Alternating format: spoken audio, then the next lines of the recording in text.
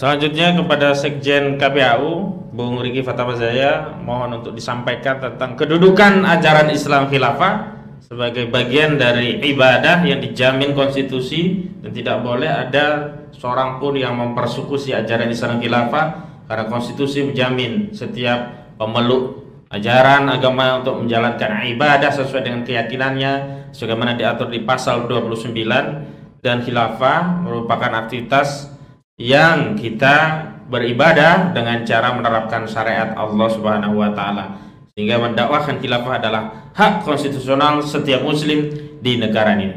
Kepada Bung Riki kami persilakan. Terima kasih Bang Ahmad Gozinuddin dan para ustadz, kiai semua yang ada dan tamu undangan yang hadir dan juga rekan-rekan media. Assalamualaikum warahmatullahi wabarakatuh.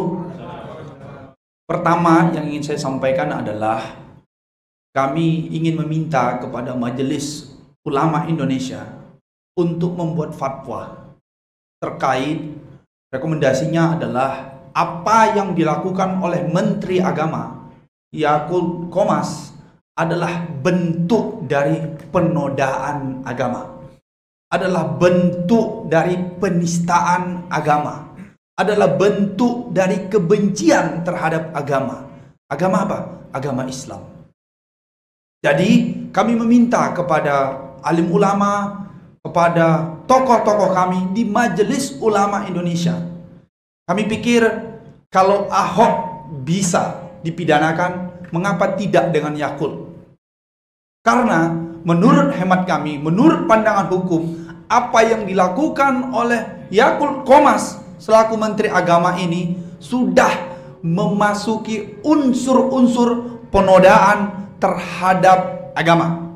Jadi kami meminta kepada Majelis Ulama Indonesia untuk membuat fatwa atau rekomendasi terkait itu, agar kami masyarakat Indonesia, agar kami yang mayoritas di negeri ini yang beragama Islam ini merasa dihargai, merasa dihormati sebagai pemeluk-pemeluk agama Islam. Itu yang pertama. Yang kedua, kami sebenarnya tidak heran lagi apa yang dilakukan oleh Bang Yakut ini, karena setiap apa yang terucap dari mulutnya ini, kalau tidak kontroversi, itu bukan beliau begitu.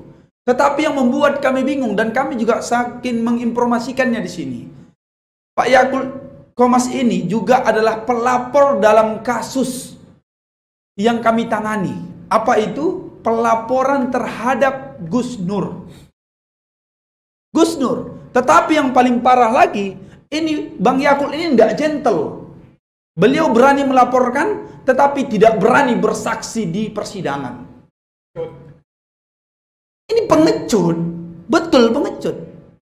Jadi kalau memang ini gentle, ketika ada masyarakat nanti yang melaporkan beliau, kami tantang Pak Yakut, hadapi Pak. Jangan Anda itu bersembunyi di balik jaket-jaket keorganisasian Anda. Jangan juga Anda bersembunyi di jaket-jaket kekuasaan Anda. Karena apa? Karena kami ingin pertanggungjawaban Anda. Dan yang ketiga, kami ingin meminta segenap masyarakat, ketika Anda merasa dihinakan, Anda merasa dilecehkan agamanya, maka Anda memiliki hak untuk melaporkan beliau. Begitu. Jadi bukan hanya ustadz-ustadz yang di sini saja gitu. Ini mungkin perpanjangan lidah, tetapi ini juga bisa menjadi acuan kepada masyarakat di seluruh Nusantara ini, bahkan di luar negeri, untuk yang semisal ini juga mesti ditindaklanjuti. Misalkan apa? Misalkan berbondong-bondong melaporkan. Karena kalau ini dibiarkan, maka akan muncul hal-hal yang baru. Sudahlah haji ini dimundurkan atau ditiadakan dengan kebijakan-kebijakannya, mengatasnamakan Kementerian Agama ini hanya untuk NU, yang lain tidak, begitu ya. Belum lagi nanti pengunduran hari-hari besar keislaman gitu. Jadi nunggu apa gitu? Jadi butuh apa lagi? Bukankah di dalam asas hukum itu equality before the law? Masyarakat yang nama semua kita ini sama di depan hukum. Tetapi kalau begini terus-menerus, ini membuktikan Equalnya di mana? Kesamaannya di mana? Padahal kami juga ingin sampaikan di forum ini, Pak Yakul, ingatlah, yang memantau Anda ini sangat banyak, yang merasa dihinakan sangat banyak. Kalau dikenakan KUHP, setidaknya ini kena pasal 156A, yang mana bunyinya adalah dipidana dengan pidana penjara selama-lamanya 5 tahun barang siapa dengan sengaja di muka umum mengeluarkan perasaan atau melakukan perbuatan yang bersifat permusuhan. Tinggal bagaimana masyarakat ini merasa ada permusuhan nggak di sini? Kalau memang ada dugaan itu, Anda berhak melaporkan. Yang kedua, penyalahgunaan. Ketika beliau menjabat sebagai Menteri Agama, menyampaikan pandangan seperti itu, apakah ini penyalahgunaan? Silahkan, kalau memang Anda merasa seperti itu, Anda punya hak untuk melaporkan. Atau penodaan terhadap suatu agama.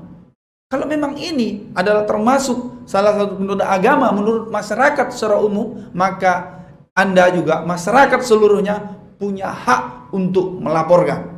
Gitu, kami poinnya yang pertama adalah kami meminta rekomendasi atau fatwa dari Majelis Ulama Indonesia untuk mengeluarkan apa yang dilakukan oleh yang namanya Menteri Agama Pak Yakul ini adalah sebuah penistaan, sebuah penodaan, sehingga masyarakat lebih leluasa lagi untuk melakukan tanggung jawabnya atau haknya melaporkan ke kepolisian dan ditindaklanjuti setelah itu. Yang kedua adalah bahwasanya apa yang dilakukan oleh beliau ini adalah suatu hal yang tidak dapat diterima oleh masyarakat. Yang selanjutnya adalah kita masyarakat memiliki hak dan tanggung jawab. Ketika tidak terima, maka bisa saja melakukan haknya dengan melaporkan ke pihak yang berwajib, dan kita mengawasinya, mengontrolnya agar jangan sebatas dilaporkan tapi tidak diproses oleh aparat. Jadi kita melaporkannya dan mengawal agar proses pelaporan itu dapat berjalan. Itu saja dalam pandangan kami.